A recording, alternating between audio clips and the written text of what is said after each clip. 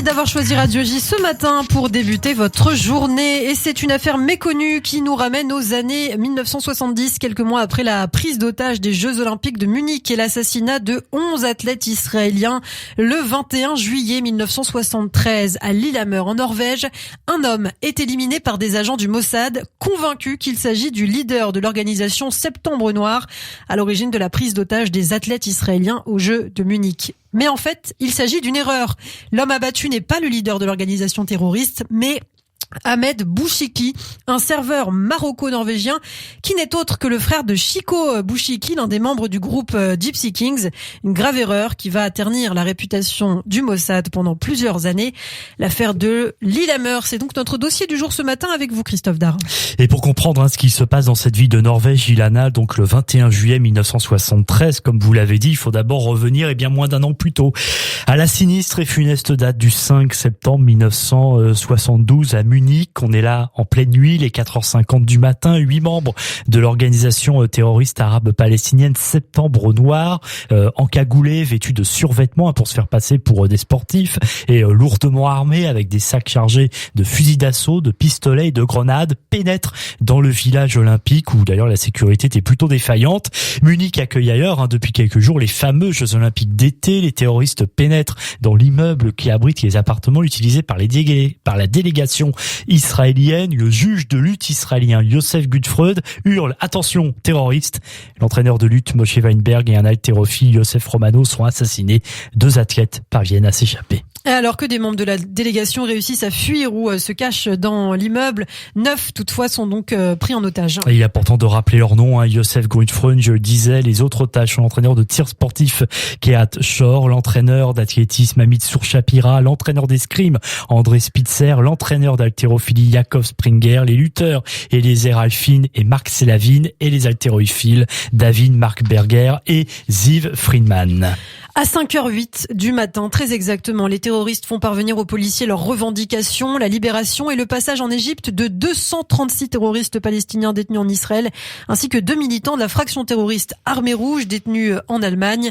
Mais s'ils n'obtiennent pas gain de cause, à compter de 9h, ils abattront un otage toutes les heures, c'est ce qu'ils disent, et jetteront son corps dans la rue. Oui, autant dire que les négociations débutent très rapidement, tout va très vite, mais la première ministre israélienne Golda Meir refuse toute négociation. Les terroristes mettent donc leurs menaces à exécution, ils défenestrent un des otages. À 17h, donc on est là quelques heures plus tard, les terroristes demandent que soit mis à leur disposition un avion pour se rendre au Caire avec leurs otages. Les négociateurs exigent un contact direct avec les otages pour s'assurer évidemment qu'ils sont bien encore en vie.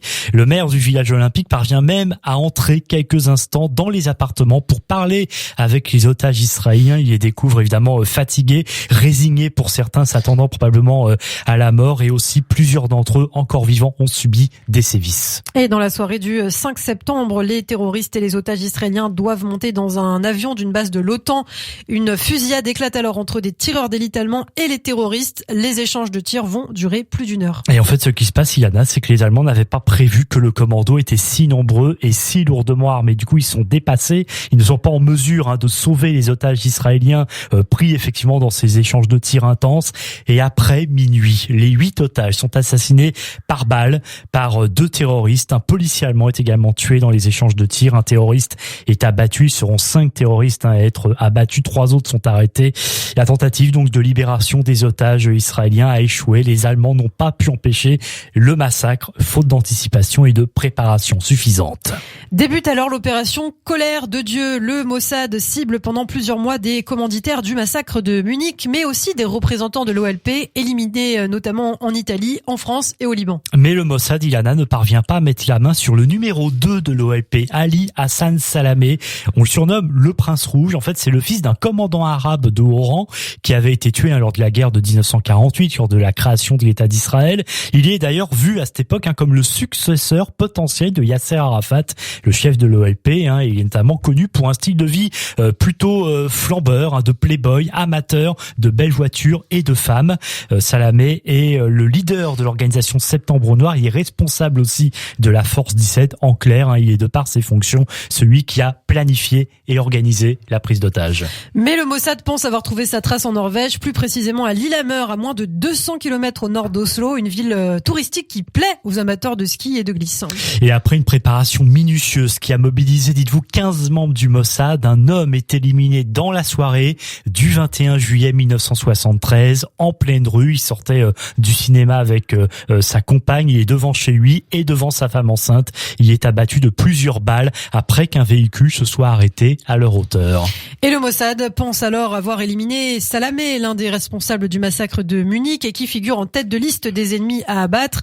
Mais c'est une erreur, car en réalité, ils ont tué un autre homme, Ahmed Bouchiki, un serveur d'origine marocaine et citoyen norvégien, et qui n'est autre que le frère de Chico Bouchiki, le guitariste et cofondateur du groupe les Gypsy Kings, donc rien à voir avec un terroriste. Eh non, exactement. Né en 1940 en Algérie, Ahmed Bouchiki avait offert d'ailleurs à son frère Chico sa première guitare. Ils étaient vraiment très proches.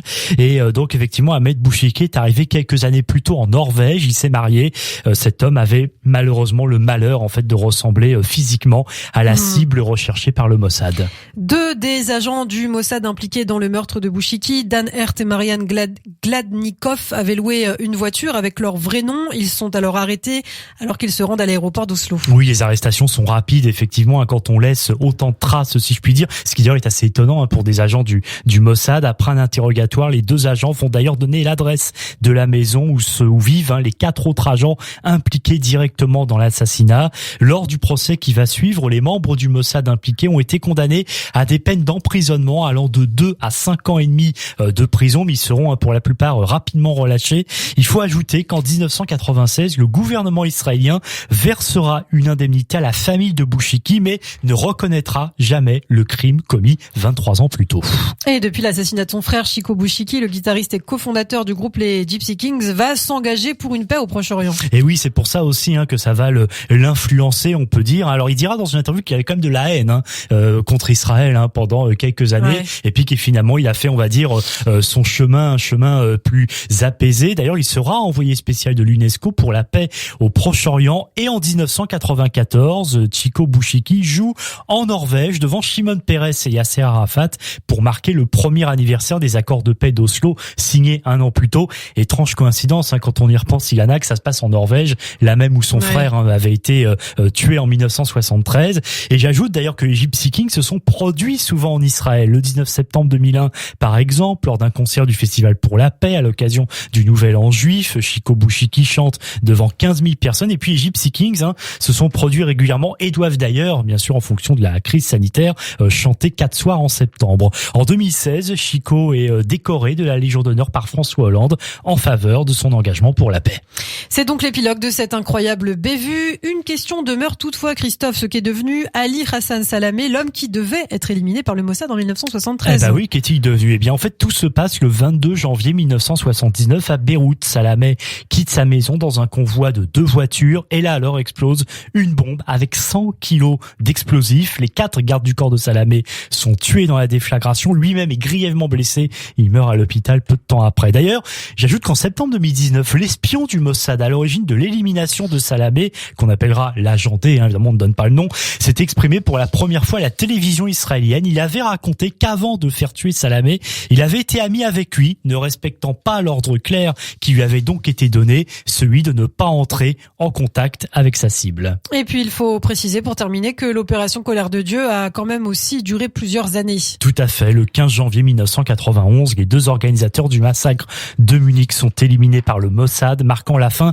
de près de 20 ans de cette opération Colère de Dieu, initiée donc, ordonnée par Golda Meir, l'un des cerveaux de l'attentat Salah qu'elle a fait assassiner en 1991 par une faction dissidente du Fatah, et l'autre, Abu Daoud, décède en Syrie. Il y est exilé, ce sera en 2010.